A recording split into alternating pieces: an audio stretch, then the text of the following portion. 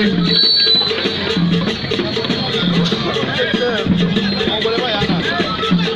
Chesmo, the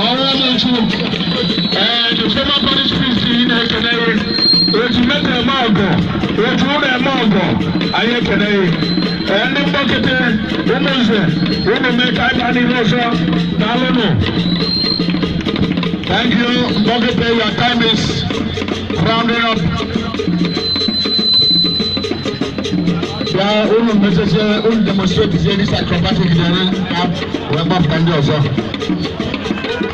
Wow, that's enough we can take. Thank you very much. Thank you very much. Can I have some?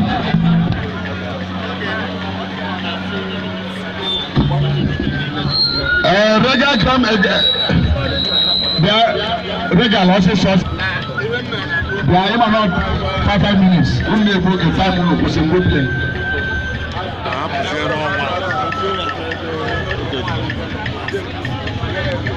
Oh yeah.